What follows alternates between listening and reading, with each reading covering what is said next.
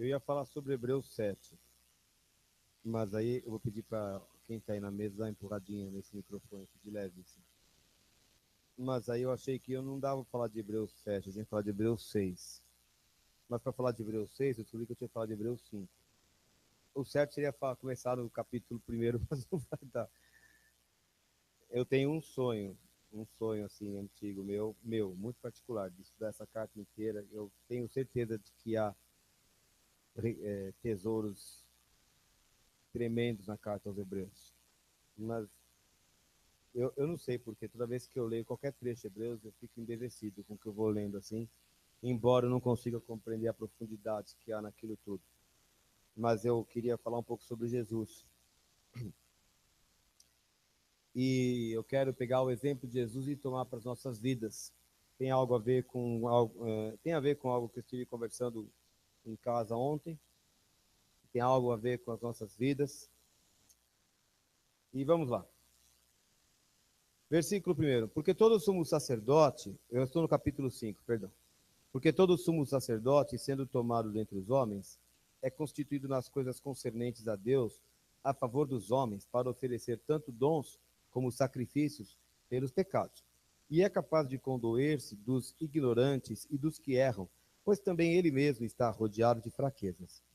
E por esta razão deve oferecer sacrifícios pelos pecados tanto do povo como de si mesmo. Ninguém, pois, toma esta honra para si mesmo, senão quando chamado por Deus, como aconteceu com Arão.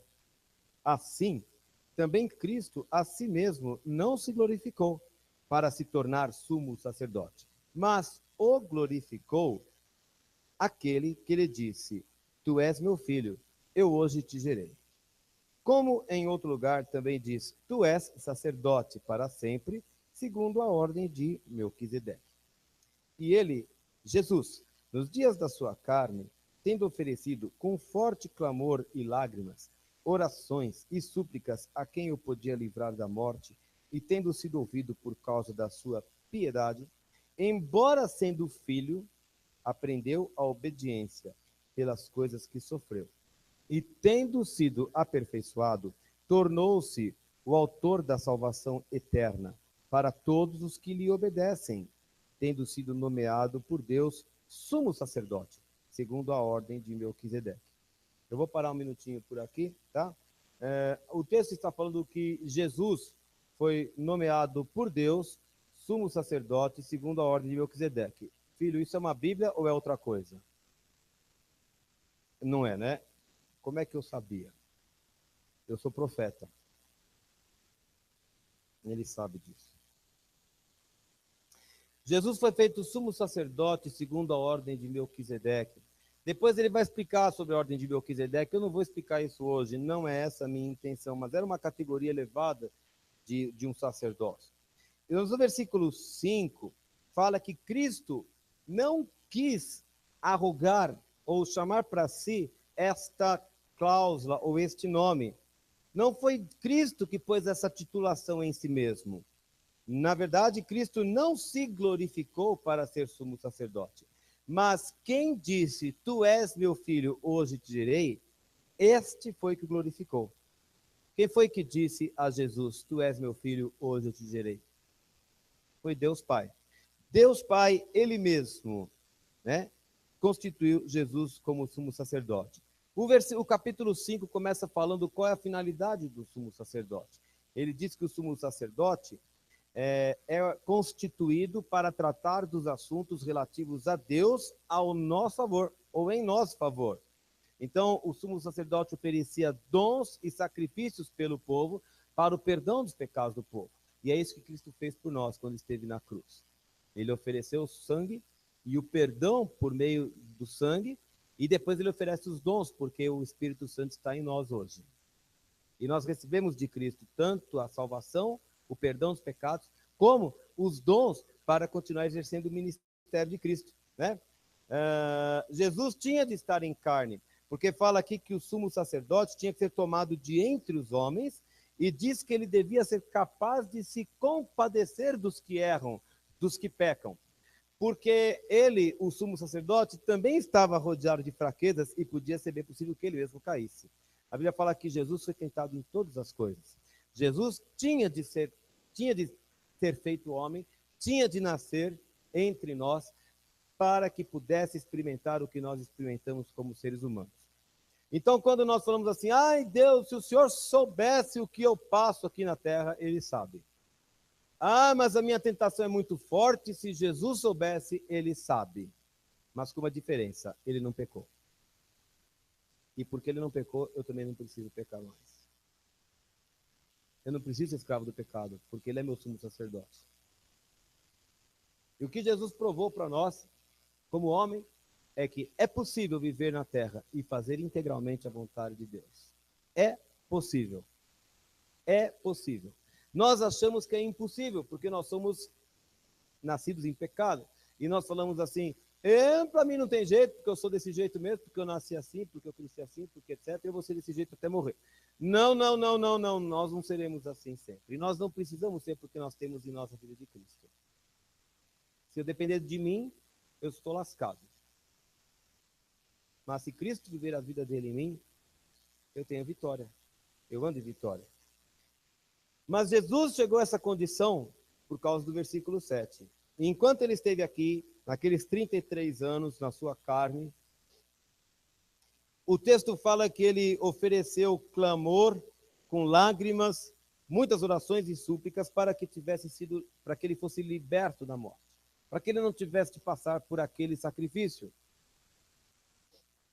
Mas, embora Deus tenha ouvido a oração dele, a Bíblia fala que Deus ouviu a oração dele, como filho, ele aprendeu a obediência. E porque ele aprendeu a obediência, o Senhor o constituiu sobre todas as coisas.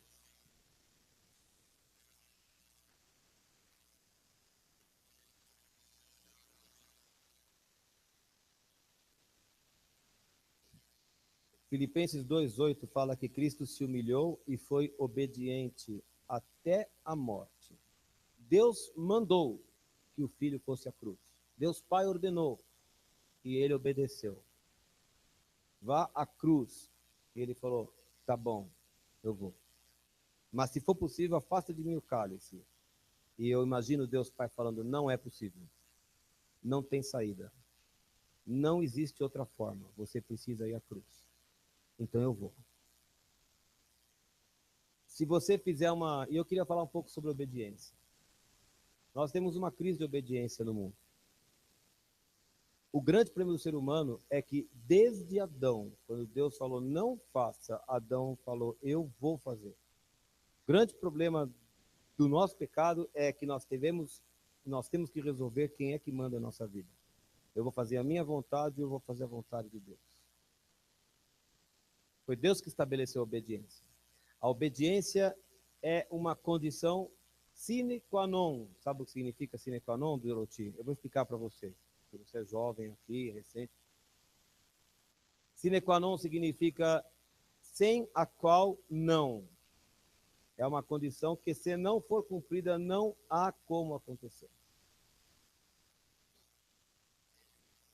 Quando Deus disse para Adão, né? E Adão devia ter dito para Eva, não é para comer daquela árvore. Tinha tanta árvore, tinha tanto fruto, mas daquela não. Mas era aquela que ele quis comer. E por que Israel foi derrotado em Ai? É porque o ouro que Acã colocou debaixo da tenda era amaldiçoado? É porque a capa era babilônica e ela era do diabo? Por que foi que o povo de Israel perdeu em Ai? Por quê? Desobedeceu. Por que desobedeceu? E por que foi que Saul perdeu a herança do trono? Porque desobedeceu? Porque Deus deu uma ordem específica. Jesus dá muita importância aos nomes. Eu estava aqui domingo falando sobre o significado do nome de Jesus. Né? Deus sempre deu importância aos nomes, aos títulos. E quando Jesus fala aos seus discípulos, em certo momento ele fala, por que vocês me chamam Senhor, Senhor, mas não fazem o que eu mando? E Senhor não significa só um título de respeito, porque você é mais velho, ou porque você é o mestre aqui. Senhor significa dono. Dono. Por que que vocês me chamam de dono, mas não fazem o que eu estou mandando? Se eu sou o dono.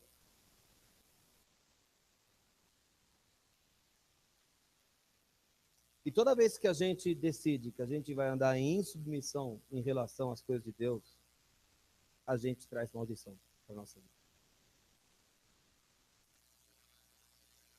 Mas Jesus foi obediente até a morte. A gente pode observar, a gente pode observar os exemplos negativos, mas é bom olhar os positivos também. Porque Cristo obedeceu ao Pai e fez, eu acho que Jesus cumpriu a mais trágica das tarefas. Vá à cruz. Vai passar por toda a vergonha, você vai ser caluniado, você vai ser julgado culpado de algo que você não fez, você vai ser envergonhado publicamente, você vai ser espancado, vai doer, você vai passar por um vexame. Acho que ninguém no mundo pediu algo tão rigoroso como o que Deus Pai pediu para teus filhos. Mas Jesus foi obediente até a morte. E por causa disso, Deus o coloca como sumo sacerdote, segundo a ordem de Melquisedeque. A gente tem muito que aprender sobre obediência. A Anis estava ouvindo que existe um projeto de lei para que a gente não precise mais se submeter à autoridade. Então vem o policial e diz que tem que parar. Você fala, não, não quero. Não é absurdo, Pedro? É absurdo. Nós temos hoje leis que caminham na direção, né, que estão produzindo, ou que estão pregando, ou que estão propagando a insubmissão, a rebeldia generalizada. Faça o que você queira. O que as pessoas falam? Meu corpo, minhas regras. Eu que faço meu destino, eu cuido da minha vida, eu faço o que eu bem entendo, minha vida é minha. Nunca foi assim. E o mundo se escora na ideia de que não há absolutos, cada um tem a sua verdade, cada um tem o seu gosto, cada um tem o seu jeito, cada um tem o seu, então não precisa obedecer a ninguém, porque a minha verdade é diferente da sua. Graças a Deus já existem cientistas hoje, estava estudando isso, quem está estudando isso é nisso, viu, gente? Mas a gente vai ouvindo em casa. Já existem cientistas hoje questionando se a relatividade de fato é cientificamente comprovada. Vocês já pensaram se nós descobrirmos um dia que a relatividade nunca existiu? Porque todo pensamento do século XXI é amparado ou escorado na relatividade. Você já pensou se os cientistas um dia descobrirem que não? O mundo fica de ponta cabeça de novo. E fiquei sabendo também que aquele formando do ITA, que resolveu fazer um protesto, né? Resolveu se vestir de mulher e sei lá mais o quê, lá na sua formatura, né? Ele resolveu fazer um protesto e enfrentar as autoridades, né, da aeronáutica. E eu fiquei sabendo que ele foi desligado. E ele perdeu, como é que é a expressão lá? Ele foi desligado. Ele não faz parte das Forças Armadas. Ah, porque ele se vestiu de mulher? Porque ele tem uma opção sexual? Não. Porque ele enfrentou a autoridade e falou, eu vou enfrentar a autoridade. Porque se tem uma área em que a submissão é incontestável, é a área de Forças Armadas. Não existe diálogo. A autoridade falou, todo mundo abaixa a cabeça.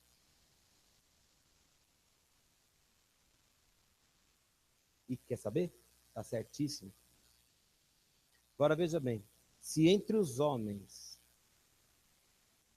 em alguns setores ainda, existe essa importância dada à autoridade, imaginem em relação às coisas de Deus e as hierarquias que Deus estabeleceu.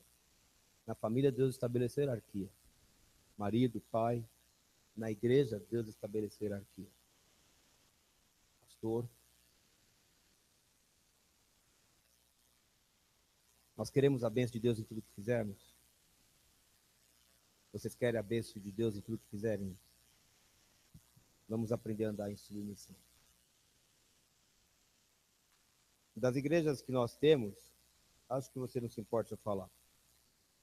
Tem uma igreja que tem prosperado no meio de muita luta, mas sempre tem prosperado, que é a igreja de Votorantim. O pastor da igreja de Votorantim tem uma característica que é incrível nele. Ele obedece. Pastor, o que você quer que eu faça? Pastor de crã da ordem, ele faz do jeito que o pastor mandou. Mesmo que ele não concorde. Ele faz. Ele faz. Ele faz. E sabe o que acontece? Deus chancela. É assim ou não é, Glaucio? Toda vez que o conselho é atendido, toda vez que o comando da Bíblia é atendido, o resultado é sempre sucesso, porque é Deus que entra na jogada e fala, vou defender a minha palavra. Um jovem hoje me perguntou, como você pode ter certeza que a Bíblia é verdadeira? Falei para ele, porque eu pus em prática. O que Jesus falou em João 7? Se vocês colocarem as minhas palavras em prática, vocês saberão se ela é de Deus ou não. Põe em prática para você ver.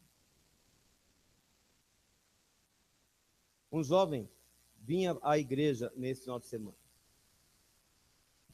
Um jovem vinha à igreja, um jovem que tem estado conosco algumas vezes, raramente, mas ele está precisando muito se reencontrar com Jesus.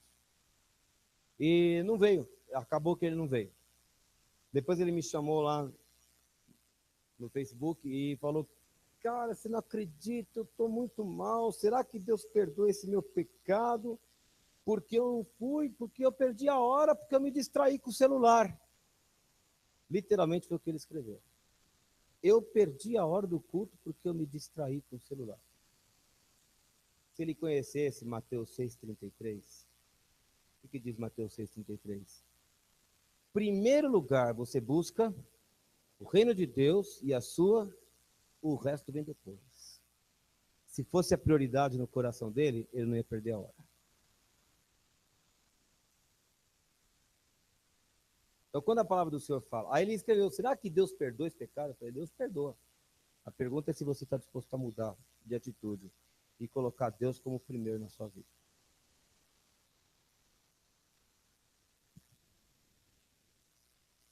Porque é isso que Deus fala. Deus fala, eu quero ser o primeiro. Eu quero ser o primeiro. Sua festa vem depois, seus compromissos vêm depois, seus interesses vêm depois, seus amigos vêm depois, seus passeios vêm depois. Primeiro eu. Isso que ele fala. E quando eu entendo primeiro ele, as coisas começam a fluir. Você quer a bênção de Deus na sua vida? Jesus foi obediente. E a Bíblia fala que ele foi aperfeiçoado na sua obediência. E Deus o fez sumo sacerdote. Aqui nós não seremos sumo sacerdote, porque já temos o nosso. Mas você quer a bênção de Deus na sua vida. Então, caminhe na obediência, na submissão. Amém?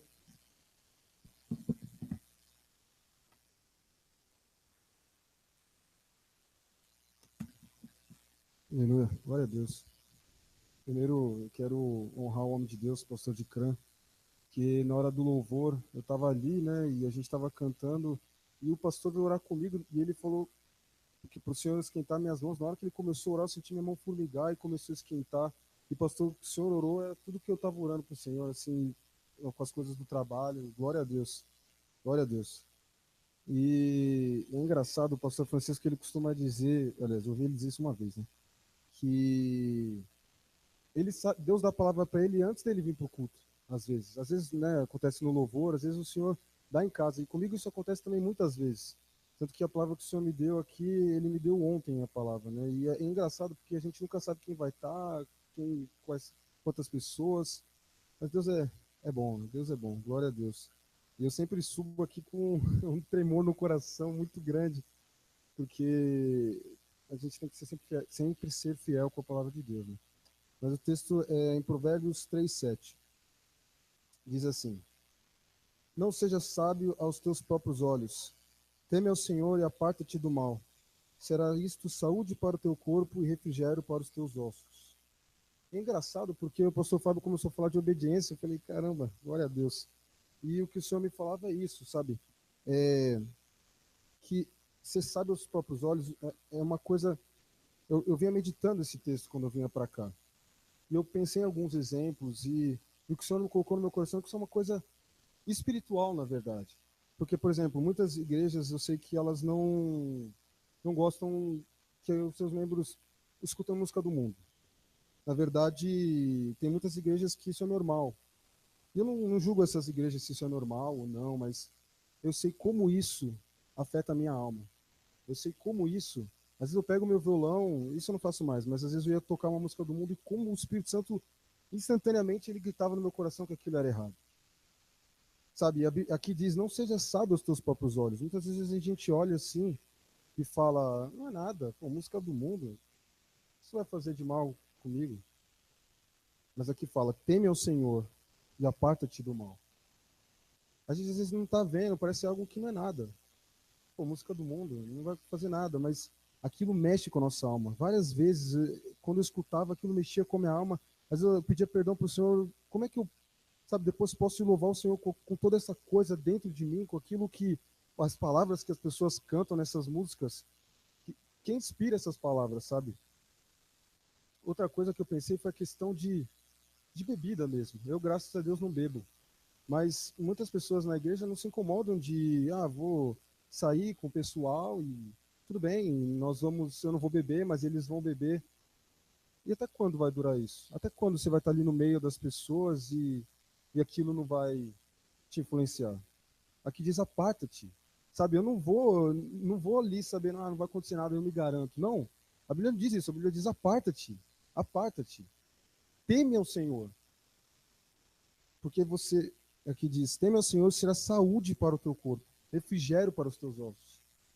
Sabe, e é mais uma coisa, você fala assim, não, mas eu não vou estar lá, eu não vou beber, não vai acontecer nada, não vai acontecer nada. Mas qual o espírito que está ali agindo por trás? Às vezes de um simples encontro entre amigos. E outra coisa que eu pensei também foi a questão do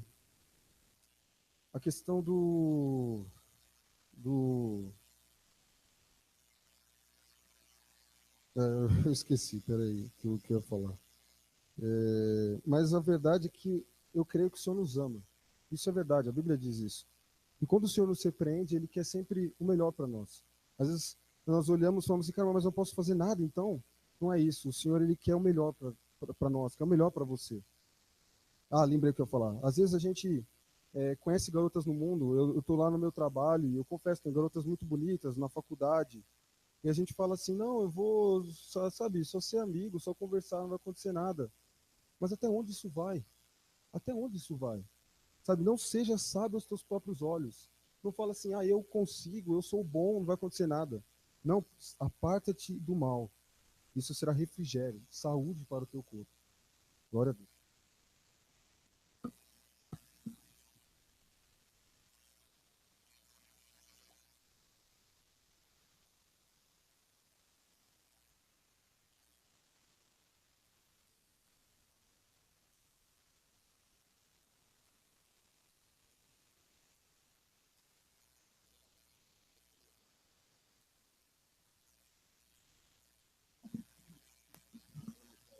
De maneira nenhuma contradizer o Fábio. O Fábio respondeu com toda a sabedoria ao jovem, mas me tocou alguma coisa. Mas antes disso, quando o Fábio estava lendo Hebreus 5, é interessante porque eu andei ministrando para algumas pessoas.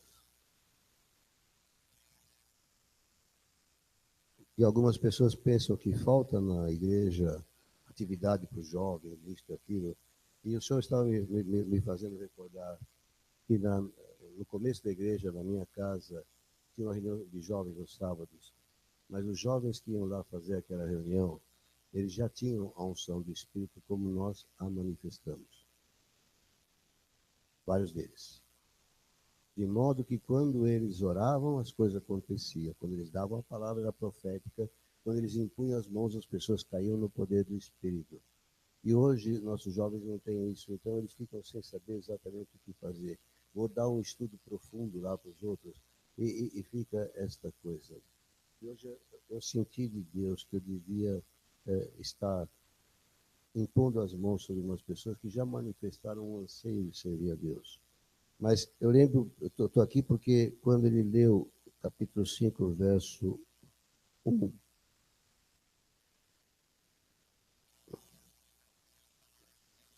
o sacerdote sendo tomado entre os homens é conseguindo as coisas concedentes a Deus a favor dos homens, para oferecer dons e sacrifícios.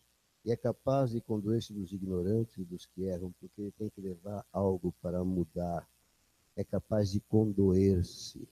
E quando eu estava ministrando, eu acho que eu cheguei a dizer para algumas pessoas que é necessário entender esse assunto da unção. Não é para você ter o poder de derrubar pessoas no espírito. É para você ter a capacidade de se condoer daqueles que estão em dificuldades, ao mesmo tempo sabendo que você pode abençoá-los com uma bênção permanente, uma bênção que não muda. Porque se você não tiver isso no coração, você não vai ser um transmissor da unção do Espírito. Transmite a unção do Espírito àquele que quer servir, aquele que quer realmente abençoar outras pessoas. As pessoas pensam que é o desejo de ser, porque tem unção, porque parece, é porque você realmente tem um coração quebrantado. E aquilo que você sabe que é de Deus, aquilo que você também experimentou, você transmite. Mas eu disse que ia contar uma coisa que me envergonha, porque eu quero complementar o Fábio, e se você quiser, transmite isso para aquele rapaz. Porque esse que vos fala passou uma vergonha semelhante. Eu vou me expor. Tem gente que fala, não faça isso, pastor, mas eu já estou no fim da linha mesmo, então eu não tenho problema. Quando eu era adolescente na igreja presbiteriana, lá tinha aquele negócio de, uma vez por ano, tinha uma reunião de conselho, e a gente tinha que comparecer ali para ser aprovado para fazer profissão de fé. Fábio, aconteceu isso comigo. Eu me atrasei, perdi a hora. Não, era outra coisa. Meu irmão comprava umas revistinhas, uns livrinhos de história policial, e eu comecei a ficar enredado com aquilo. Então eu fiquei lendo uma história policial na hora da reunião lá. Mas num determinado momento eu não sabia nada sobre o Espírito Santo, mas a verdade é que algo saltou dentro de mim e eu lembrei e saí correndo. Bonde naquela época, né?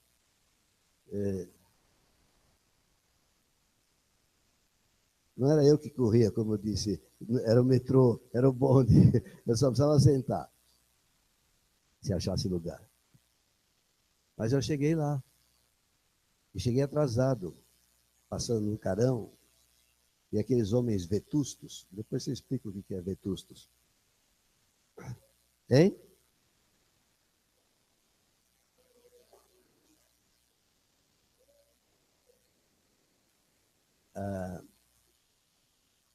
Me perguntaram por que eu cheguei tarde. E eu falei exatamente por que eu cheguei tarde. Eu me distraí lendo. E o que estava lendo? História policial. Eles gostaram da minha sinceridade. E examinaram outros pontos e me acharam apto. Então, diga lá para o rapaz, apesar de você ter fraquejado, isso que você falou, tudo está perfeito. Põe em primeiro lugar o Senhor. Naquela época eu não sabia pôr em lugar, viu, minha neta? Naquela época eu não sabia pôr em primeiro lugar o Senhor. Eu não fazia ideia do que era isso. Mas louvado seja Deus que o Senhor me acordou a tempo, porque eu estava dormindo o sono dos injustos, né? E aquilo, o Senhor me despertou, eu sei que foi o Senhor, eu sabia que era Deus que estava me lembrando que era hora que eu tinha alguma coisa para fazer. Porque Deus sabia o que queria fazer comigo. Se fez comigo, faz com aquele rapaz também. Se ele entender, Deus perdoa mesmo. E Deus é que está pondo nele esse constrangimento. Pode dizer, é Deus que está pondo esse constrangimento em você. E achar que ele talvez não te perdoe. Mas saiba, procure o Senhor. E ele vai satisfazer o desejo do teu coração. Agora, o que nós precisamos aqui é jovens que tenham o poder do Senhor, saibam que tem e que queiram amar as pessoas como o Senhor ama, para derramar sobre elas a bênção que só compete a Deus derramar em nome de Jesus.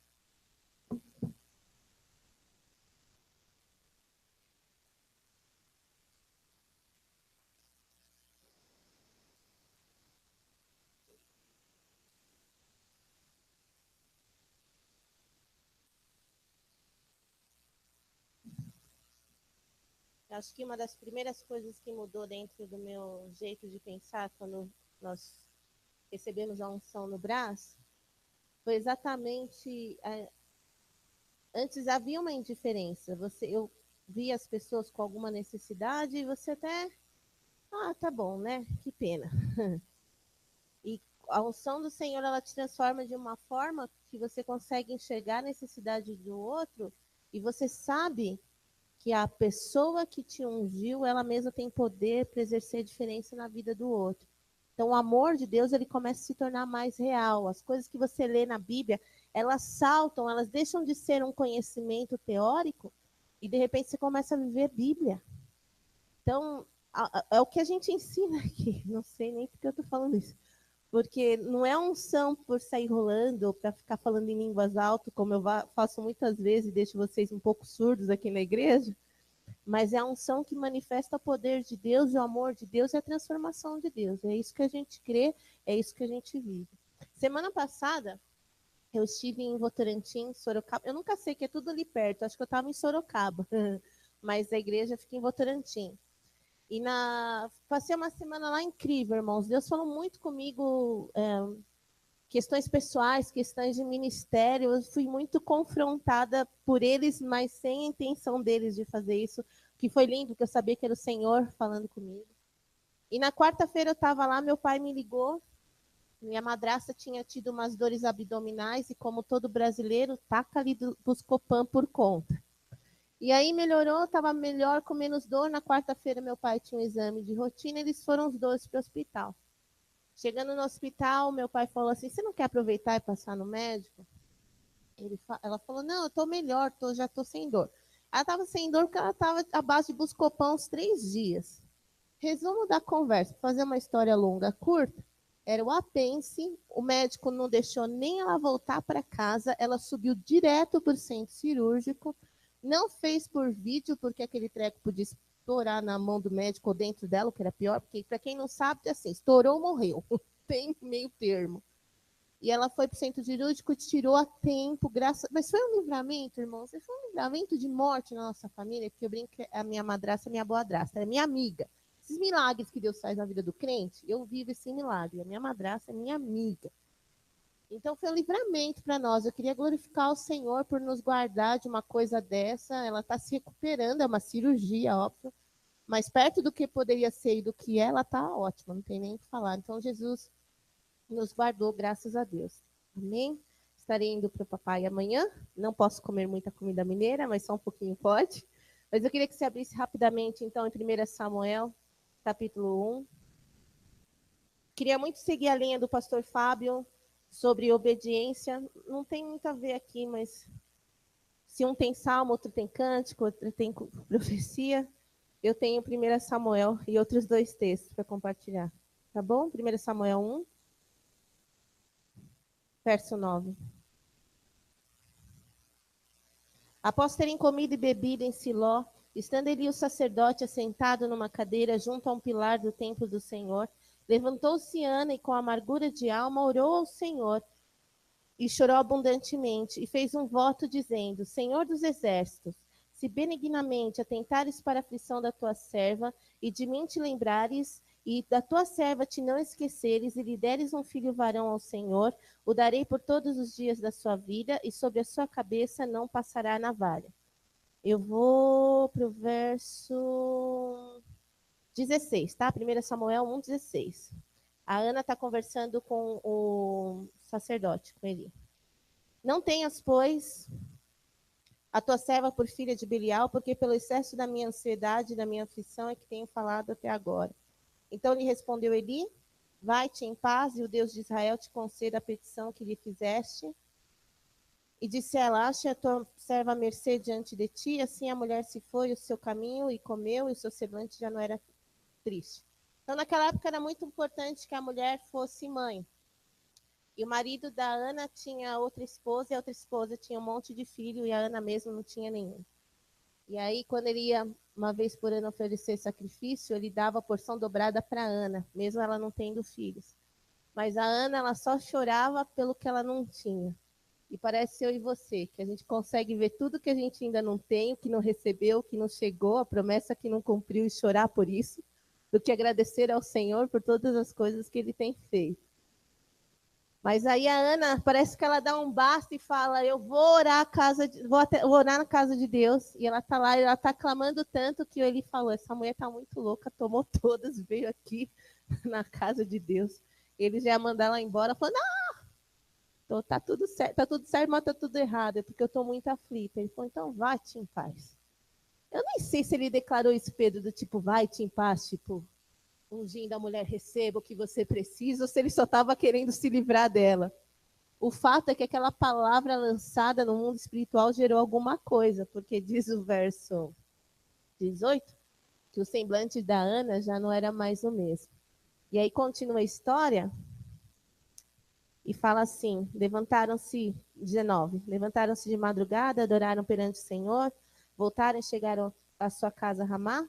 Eucana coabitou com Ana, sua mulher, e lembrando de ser dela o Senhor, ela concebeu e passando o devido tempo. Eu queria só destacar esse devido tempo. Ela concebeu e deu à luz.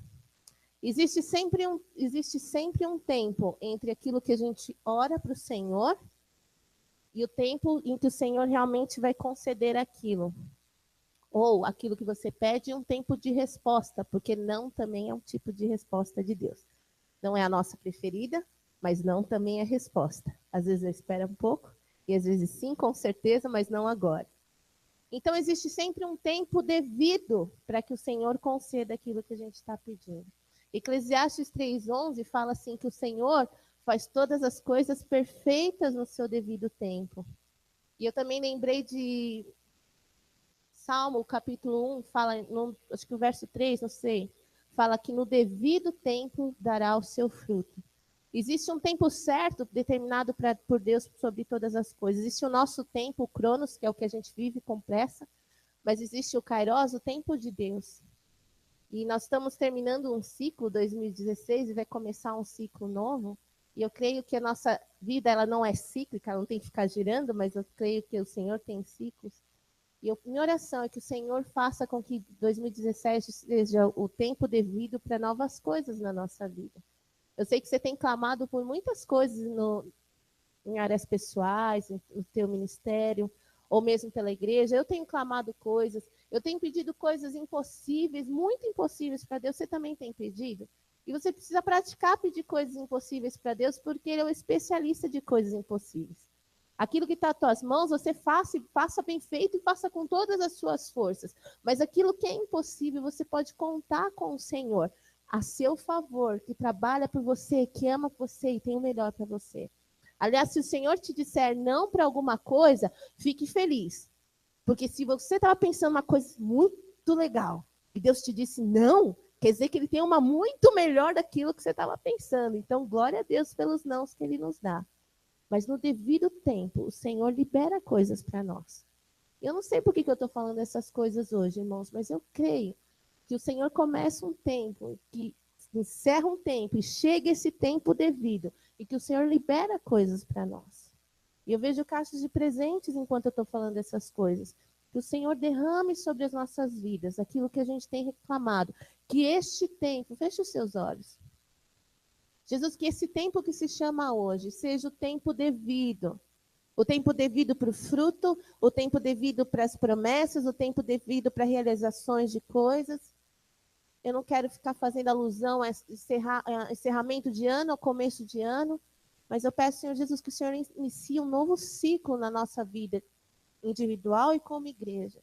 E que possa vir um tempo de muita frutificação, de muita realização, de muita promessa concretizada, coisas reais, coisas presentes na nossa vida, não só aquilo que estaria por vir, mas que seja também a nossa realidade. Opera no nosso meio de formas que nós fiquemos de boca aberta, tamanho poder, tamanho unção de Deus.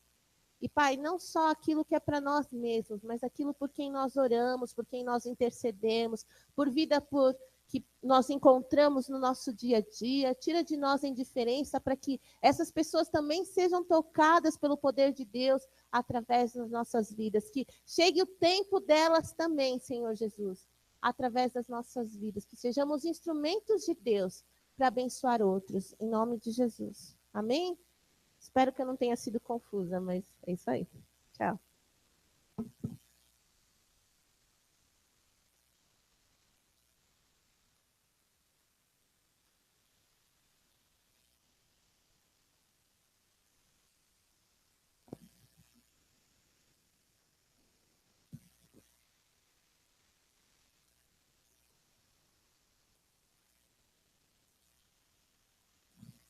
Aleluia. É gostoso quando a gente sabe que o Senhor está na casa, né? É muito gostoso quando a gente começa a louvar o Senhor e aí a gente começa a sentir o perfume do Senhor no louvor. Isso quer dizer que o Senhor chegou primeiro que nós. O Senhor já estava aqui quando nós chegamos. E quando nós começamos a louvar o Senhor, o perfume do Senhor era tão forte que o Bicrã costuma dizer que ali a unção é maior, e é mesmo. Aquele canto ali, a unção é uma coisa tremenda. E quando a gente fala para os moços, não fiquem aqui porque a unção quase não chega lá, fiquem mais na frente, não fiquem aí atrás do muquifo, porque vocês não vão sentir aquilo que vocês sentem quando vocês estão bem aonde o Senhor está. O Senhor marca um compromisso conosco toda quinta-feira. E Ele chega. E Ele passa por nós. E nós sentimos o perfume do Senhor. É a coisa mais linda. É a coisa mais gostosa. Não é? Eu não tenho visão aberta, mas sinto alguns efeitos da presença do Senhor. E esse é um deles, de sentir o perfume do Senhor. Eu vou ler um texto, depois eu explico por quê. Em Zacarias, capítulo 1, versículo 8.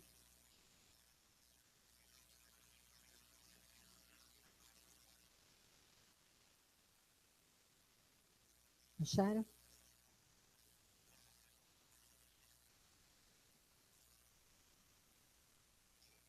Tive de noite uma visão, e eis um homem montado num cavalo vermelho. Estava parado entre as mosteiras que havia num vale profundo. Atrás dele se achavam cavalos vermelhos, baios e brancos. Então perguntei, meu senhor, quem são estes?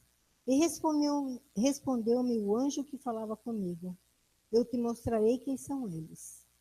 Então respondeu o homem que estava entre as mosteiras e disse, são os que o Senhor tem enviado para percorrerem a terra. E eles responderam ao anjo do Senhor, que estava entre as mosteiras, e disseram, nós já percorremos a terra, e eis que toda a terra está agora e repousada e tranquila. Por que eu estou lendo isso? Porque há umas 4 ou 5 quintas-feiras atrás, alguém aqui que tem visão aberta viu um cavalo aqui dentro. E chegou para mim e falou assim, aqui dentro tem um cavalo lindo, parado, pé. E logo eu lembrei de Apocalipse. E quem conhece Apocalipse fala, não é muito bom o que ela viu. E aí eu falei, não vou falar nada, vou procurar, vou pesquisar o que é isso. E aí o Senhor me levou a esse Zacarias. O cavalo baio, era um cavalo marrom que ela tinha visto. E ainda tinha que procurar a cor, né? E aqui, ele fala bem aqui. É lindo. Respondeu entre as mosteiras, são os que enviou a percorrerem a terra. E responderam ao anjo do Senhor, nós percorremos a terra, e eis que toda a terra está agora repousada e tranquila. E eu creio que esse cavalo que estava aqui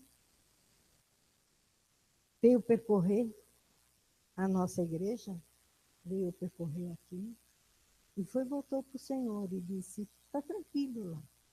O que eles falam é a palavra. E os que eles cantam é a palavra. E o que eles querem viver é o que o Senhor ensina. Então, nós não podemos ficar desapercebidos com a palavra que o Senhor tem trazido. E isso que o Fábio falou, e a Glaucia falou, o Ducan falou, sobre a obediência. O Senhor está nos vigiando. O Senhor está mandando aqueles dele para olhar por nós e nos olhar. E aqui no caso, esse cavalo disse, a terra está tranquila. E nós queremos que esta terra, que nós pisamos, esteja também tranquila. Amém.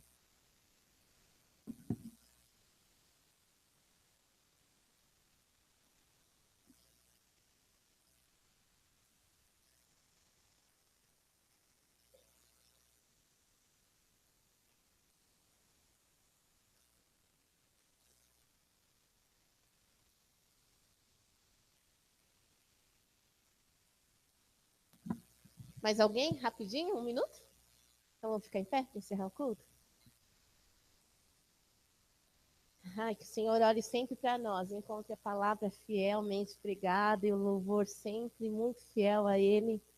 Que a nossa vida coloque um sorriso no rosto de Jesus. Todas as vezes que Ele olhar para nós, a gente faça o nosso Senhor sorrir, amém? Vem mais para cá o pessoal do fundo, vamos na linha que a pastora Silvia falou? Ah, sim, irmãos, tem gente que está achando que não tem culto no domingo. Tem culto domingo. Sábado não. Vai todo mundo comer ceia de Natal, né? Mas domingo tem culto normal, tá? 18h15 aqui. Feche seus olhos, erga suas mãos. Senhor, muito obrigada, Pai. Obrigada pela tua palavra. Obrigada, Senhor, que o Senhor tem nos escolhido para caminharmos diante de ti. Nós pedimos, Senhor, inclina o nosso coração para que nós sejamos obedientes à tua voz. A voz profética que se ouve nessa casa, a voz da tua palavra, Jesus, tira de nós todo o questionamento carnal, aquilo que é dúvida, é lícito, é para nosso conhecimento, glória a Deus, mas o que é questionamento carnal, só para pôr em dúvida, tira de nós, Jesus, que nós possamos caminhar em unidade, que nós possamos caminhar em obediência e também, Senhor, nós temos aprendido que nós semeamos obediência e colhemos autoridade. Que o nosso povo, Senhor Jesus, seja um povo de autoridade, Pai, para sair dessas portas, pregar o teu evangelho, viver o reino de Deus em nome de Jesus. Que o Senhor nos despeça em paz, na segurança do Senhor, que nós cheguemos nos nossos lares. Pai, que o Senhor nos dê oportunidades, aqueles que não têm família crente, Senhor, que esses irmãos sejam enviados em nome de Jesus para fazer uma oração ali, manifestando o reino, para que o nome do Senhor seja glorificado e colocado no seu devido lugar, que as outras coisas comerciais do Natal percam lugar para aquele que é dono dessa data. Nós sabemos que o Senhor não é a data que o Senhor nasceu, mas é o dia que nós te celebramos, Jesus, e o seu nome seja glorificado nas nossas casas também, em nome de Jesus. Amém? Glória a Deus.